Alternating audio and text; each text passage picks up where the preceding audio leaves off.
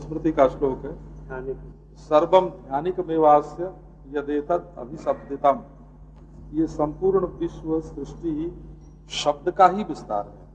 इसलिए यदि कोई गायत्री का अर्थ नहीं जानता है और उसका जप करता है तो उस शब्द का जो शक्ति है वो अपने अर्थ का साक्षात्कार करा देती है। इसलिए वेद मंत्र, जैसे पंडित लोग जो वेद पाठ करते हैं उनको उसका कुछ उसका अर्थ मालूम नहीं होता है। कोई विद्वान पुरुष है ऐसे, और वो भी अंदाजे से मालूम करना पड़ता है, क्योंकि उसमें बहुत निरुक्त, प्रातिशाख्य, व्याकरण, और ऐसा लगता है कि घरेलू बातों का वर्णन है। तो वेद के जो शब्द हैं वो अर्थ बनाने वाले हैं, वो अर्थ को जानकर बनाए हुए नहीं। माने जो अर्थ को जानकर जो शब्द बनाए जाते हैं वो तो अर्थ ज्ञान होने पर उस शब्द का अर्थ ज्ञात होता है, और जो शब्द के बनाए हुए अर्थ होते हैं वो केवल शब्द के द्वारा ही मालूम पड़ जाते हैं। तो ये जितना परोक्ष पदार्थ है ना, ये लौकिक पदार्थ हैं, ये अर्थ को देखकर इनके शब्द बनाए हुए हैं। और जो परोक्ष पदार्थ हैं, धर्म, इंद्रादि देवता, ये तो शब्द के बनाए हुए हैं। इसलिए शब्दोच्चारण मात्र से ही उनका अर्थ दर्शन होता है।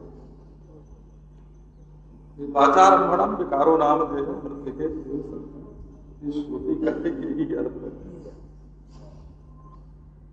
और अर्थ तो पंचभूतों के मिश्रण के बाद उत्पन्न होता है।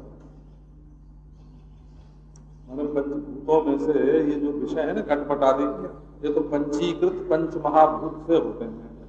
इनमें आकाश का जो ये शब्द है ये सबसे सूक्ष्म है। इसलिए शब्द स्पर्श, रूप, रस, गंध इनको पैदा करने में समर्थ है, क्योंकि वो आकाशाश्रित है। आकाश की भी तन्मात्रा है। माने नैयायिक लोग तो शब्द को आकाश का गुण मानते हैं।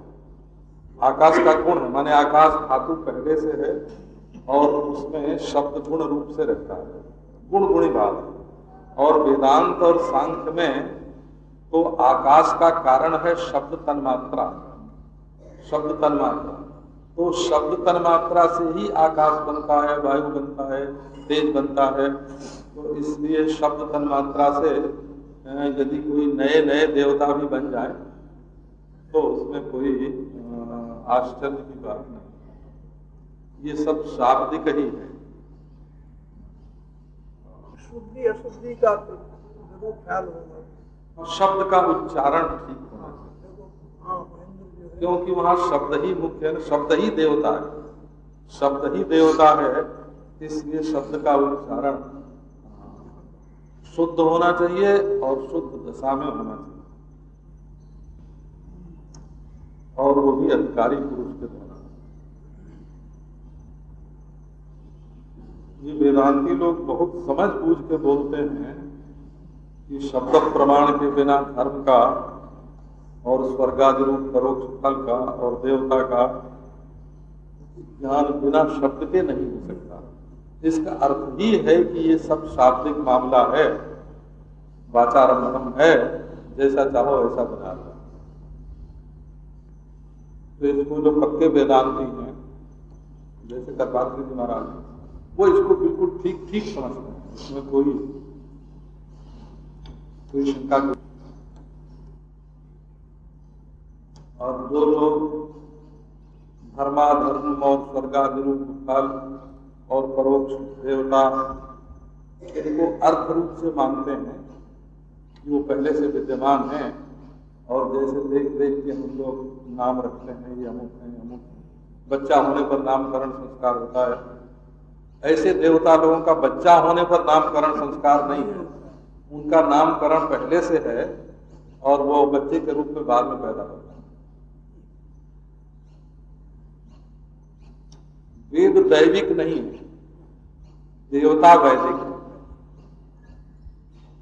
वेद दैविक नहीं है, देवता वैदिक है। इसको वेदांती लोग ठीक ठीक समझते हैं बाकी लोगों की बुद्धि में ये बात बाबा लोगों को नक्कल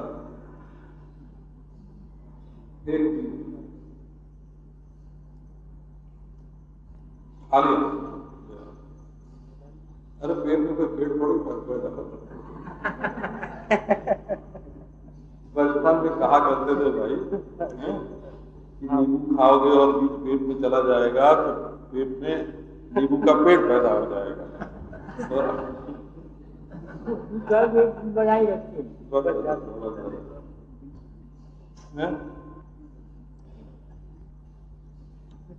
फोटो खिंचवाने से तो इतना डरते हैं, कोई फोटो खींचे तो मारने लगते हैं और तुम्हारी आवाज का फोटो खींच जाता है।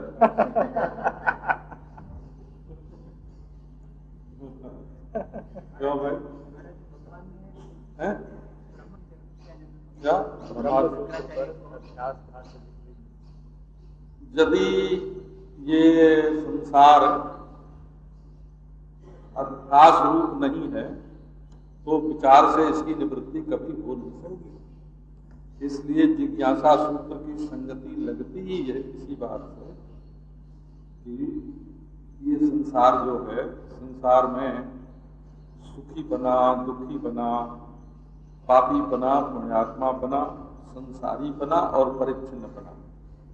संसार का चार अर्थ है।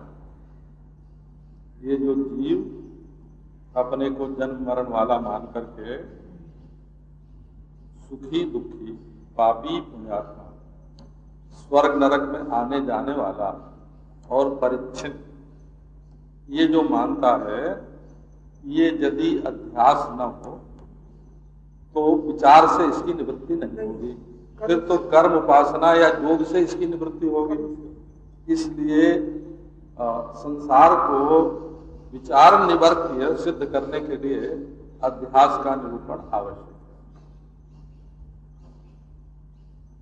तो तुम लोग तो सिर्फ पढ़ते हो, गुरु से पढ़े हुए हो, क्लास लगा के पढ़े हुए हो, मुझे तो यही बात समझाई जाती है कि अध्यास का निरूपण क्यों है। यदि ये संसार वास्तविक होता तो विचार निवृत्त नहीं होता, विचार से निवृत्त नहीं होता। ये एक भूल है, इसलिए विचार करने पर निवृत्त होती है। अध्यास माने भूल, अध्यास माने दूसरे को दूसरा समझ बैठना, भ्रम। अध्यास माने भ्रम, भूल, भ्रम माने भूल, दूसरे को दूसरा समझना। तो यदि ये अपनी परिच्छिन्नता और गमनागमन, लोक लोकांतर और क्या नाम है, पाप पुण्य और सुख, ये अविचार सिद्ध नहीं होते, माने अध्यास सिद्ध नहीं होते, तो विचार से इनकी निवृत्ति नहीं हो सकती। इसलिए अथातो ब्रह्म जिज्ञासा, इस सूत्र का उत्पादन करने के लिए जो जिज्ञासा निवर्त्य है उसका भ्रम सिद्ध होना, ये बताना आवश्यक है। इससे कितनी बातें निकली, इससे एक बात ये निकली कि ये जो संसार है ये अज्ञान दशा में ही है। वो अज्ञान दशा में जो चीज मालूम पड़ती है, अज्ञान से जो चीज मालूम पड़ती है वो सच्ची नहीं होती, और जो ज्ञान से मिट जाती है वो भी सच्ची नहीं होती। तो न अध्यास सच्चा है और न अध्यस्त प्रपंच सच्चा है, दोनों बात टकरे। अब इसमें से एक बात निकली कि जो मिथ्या वस्तु होती है वो कर्मोपासना आदि से निवृत्त नहीं होती है।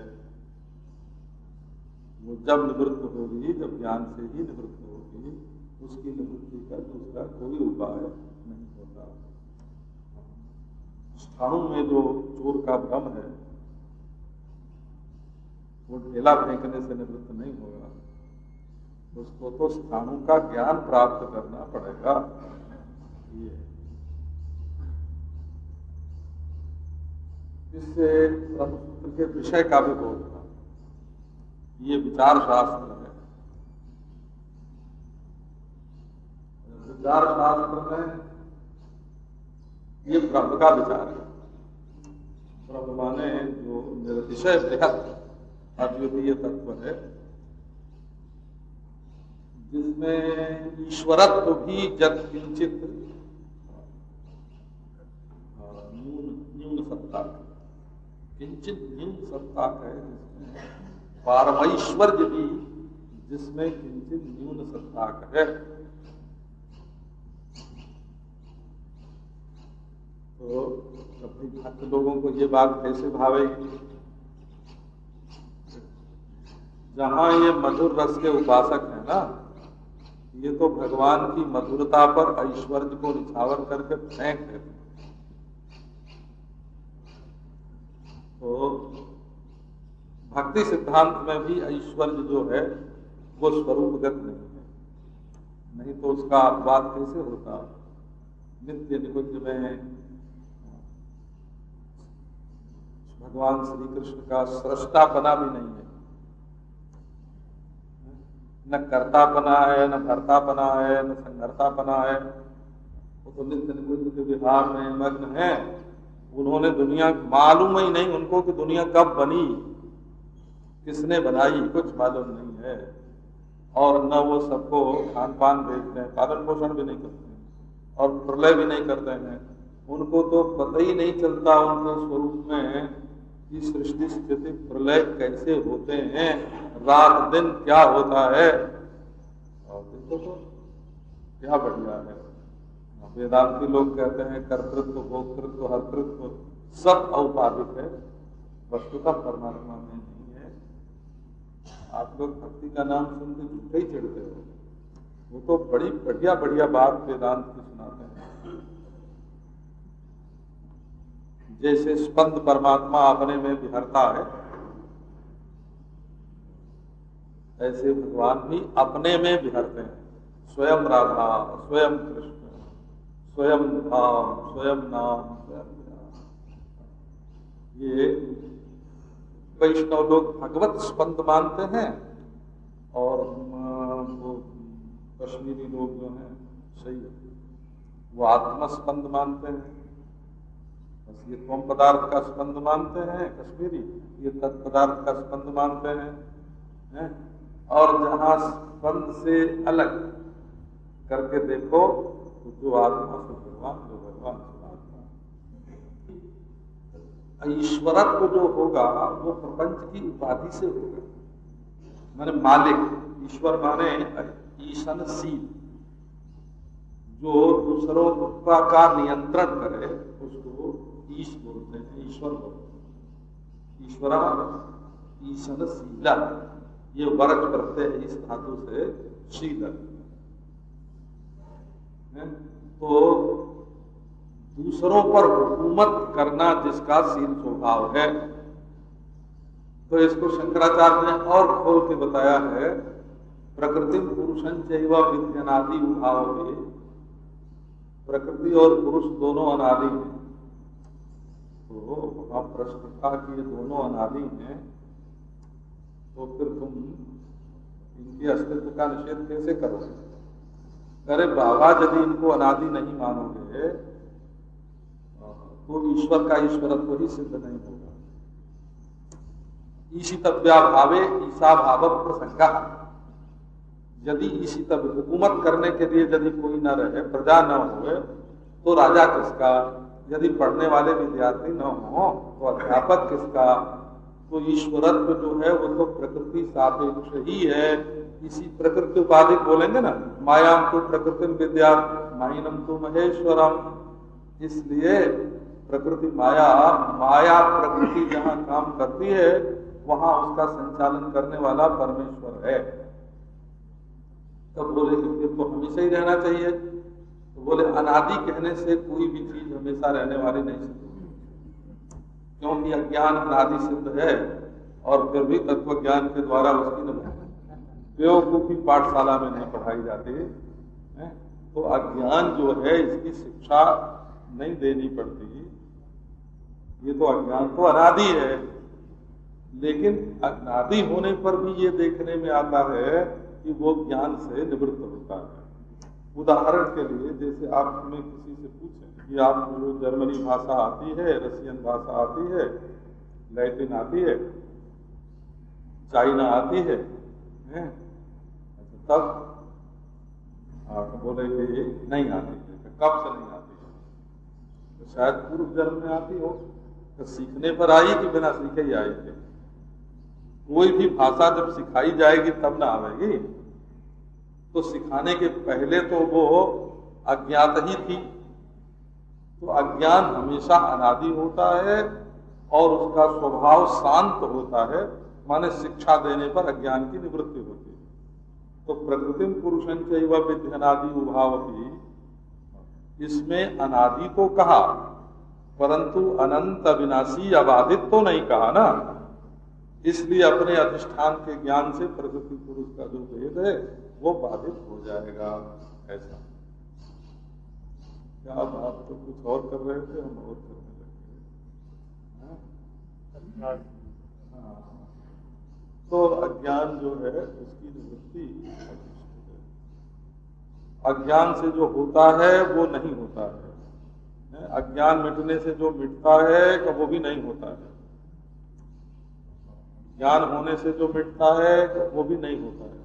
जो होता है वो कर्म उपासना योग से मिटता है, और जो नहीं होता है वही ज्ञान से मिटता है ना। इसलिए ब्रह्म जिज्ञासा में ये निरतिशय बृहत्ताशाली जो ब्रह्म है वो किंचित न्यून सत्ता वाली बात थी ना। तो किंचित न्यून कहने का अभिप्राय है ब्रह्म के कल्पित जावत अंश में प्रपंच है, तावत अंश में ही ईश्वरत्व है ब्रह्म का, और जिस अंश में प्रपंच नहीं है उस अंश में ब्रह्म में ईश्वरत्व नहीं हो सकता। तो ब्रह्म के सर्वदेश में प्रपंच है कि एक देश में प्रपंच है? तो भाई ब्रह्म में तो एक देश और सर्वदेश होता ही नहीं। तो हमको अपने मन इंद्रियों से जावत देश में भान हो रहा है, तावत देश में ही ईश्वर की जरूरत है। जितने देश जो देश हमको भाषित नहीं हो रहा है उसमें ईश्वरत्व की आवश्यकता नहीं होती है। तो वहां ब्रह्म जो है वो ईश्वरत्व के आरोप से भी विनिर्मुक्त है। अच्छा, ब्रह्म ईश्वरत्व के आरोप से विनिर्मुक्त है, ये भक्ति सिद्धांत में भी ज्यों का त्यों है। नित्य निकुंज इतना परे है कि वहां ऐश्वर्य की पहुंच ही नहीं है। तो ऐश्वर्य नहीं है तो माधुर्य ही माधुर्य है, माने आनंद ही आनंद है। माधुर्य ही माधुर्य है माने आनंद ही आनंद, और आनंद जो है वो उपलब्धि मात्र है, विषय रूप आनंद नहीं होता है। जहाँ विषय होता है वहां भोक्ता भोग्य हो जाता है। नित्य निकुंज में प्रिया प्रीतम मानेंगे आप, आपको ब्रह्म में नहीं यहीं आना पड़ेगा इस ईश्वर में। हाँ, वो हमको तो केवल इतना ही कहना है कि ये जो ऐश्वर्य है ये भक्ति सम्मत भी नहीं है? तो यदि भक्ति सम्मत भी नहीं है ऐश्वर्य, तब उसको तत्व ज्ञान के साथ जोड़ने की कोई जरूरत नहीं है। क्योंकि ये जो शक्ति है वो कार्य गम्य होती है। ये पंचदशी आदि में इसका निरूपण है। कार्य गम्यास्य शक्तिर वास्यादि शक्तिवत, जैसे वसीले आदि में काटने की शक्ति है, ये लकड़ी काटने की शक्ति है, ये वसीला देख के नहीं मालूम पड़ता। जब उससे लकड़ी को काटेंगे तब मालूम पड़ेगा कि उसमें काटने की शक्ति है। मालूम पड़ती है शक्ति, प्रयोग। हाँ, प्रयोग कार्य से कार्य गम्या बोलते हैं उसको, शक्ति कार्य गम्या होती है। तो ये जो ईश्वरता है वो प्रजा सापेक्ष है। अब क्या प्रजा ईश्वर के सिर पे, ब्रह्म के सिर पे सर्वत्र चढ़ी हुई है? हर जगह सिर पे उन्होंने प्रजा ही उठा कर रखी है। लक्ष्मी जी भी रहती हैं तो एक देश वक्षस्थल पर रहती हैं। भगवान से कुछ थोड़ी छोटी पड़ती हैं कि नहीं?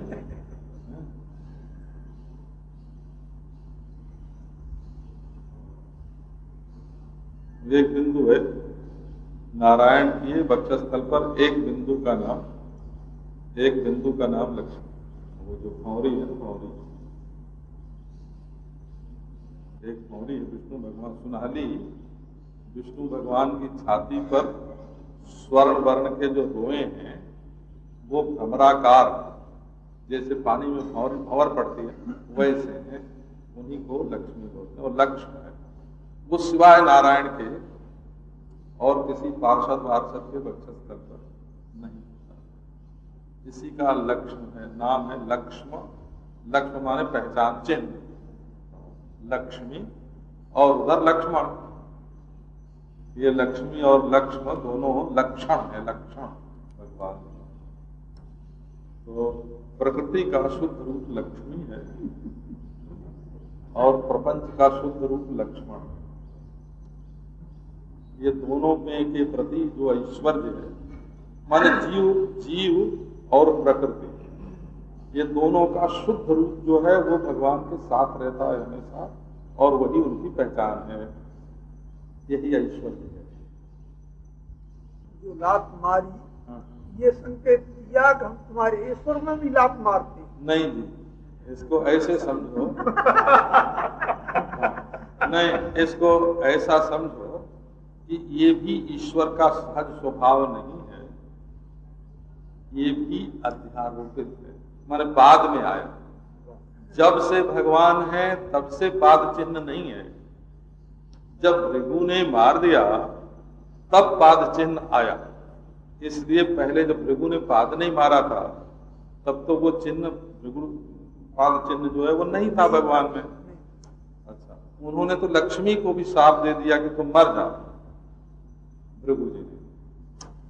अच्छा, तो लक्ष्मी जी मर गए, क्योंकि ब्राह्मण का शाप तो कभी खाली जाता नहीं। तो जब उन्होंने शाप दिया तो लक्ष्मी ने कहा कि अच्छी बात है, हम मर तो जाते हैं लेकिन तुम्हारी बेटी बनेंगे, हैं? ये भगवत प्राप्ति का ये, हम मर के तुम्हारी बेटी बनेंगे और तुम फिर नारायण को अपना जमाई बनाना, ब्याह कर देना मेरा। ये पुराणों में ऐसी कथा है। माने तो लक्ष्मी का भी अध्यारोप अपवाद होता है, ये वेदांत ही तो हुआ ना है। अब भृगु माने होता है जो भर्जनशील, गुण दे, निषेध, भृगु जो है वो निषेध। तो वैसे को प्रतीकात्मक अर्थ करना बहुत पसंद नहीं है, क्योंकि हम लोग तो धर्म प्रेमी है, शास्त्री लोग। आपको तो सबकी रक्षा करनी। लक्ष्मी, हाँ खूब उसने भी खेल किया। क्या वो लक्ष्मी की लक्ष्मी रही, पर उसका भी अध्यारोप अपवाद होता है। और वो कौन करता है? तो ये निषेध रूप जो भृगु, निषेध हरजनाथ भृगु, जो भस्म कर दे उसका नाम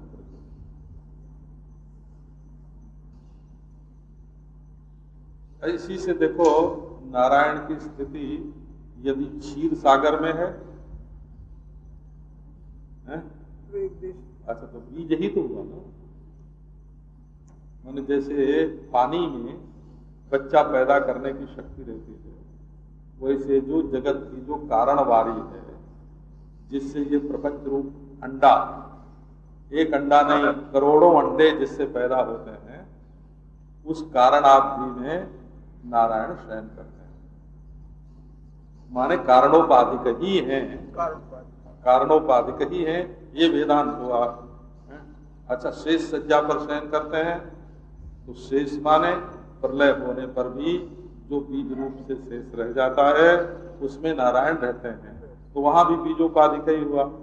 इसलिए वेदांत के सिद्धांत की कहीं भी किसी प्रकार भी पौराणिक निरूपण से हानि नहीं है। अच्छा, इनसे लड़ाई झगड़ा करने की कोई जरूरत नहीं है, इनको तो बहुत पालन पोषण, बहुत प्रेम से देखना चाहिए।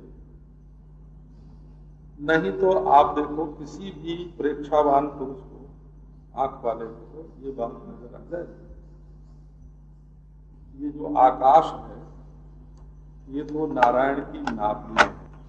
नभ एव नाभि, भागवत में 20 जगह ये बात लिखी है कि नारायण के नाभि में जो अवकाश है, जैसे अंगोमुखी अंगुली होती है ना, नाभि में जो छेद होता है, ये नारायण की नाभि में आकाश है। तो नारायण कितने बड़े होंगे इसका जरा ख्याल करो। वो आकाश से कितने बड़े होंगे हैं? माने आकाश के भी आश्रय है। नारायण के शरीर का एक देश आकाश का आश्रय है। अच्छा, उसमें निकला एक कमल का फूल तो आकाश कुसुम हुआ कि नहीं? इसी को तो खपुष्प बोलते हैं, वेदांती खपुष्प बोलते हैं। खपुष्प माने वही नाभि पद्म, वो खपुष्प है। अच्छा, अब उसमें पैदा हुए ब्रह्मा है, तो फिर क्या हुआ? ईश्वर कृपा से जो वेदांत कहता है वही बात हुई ना।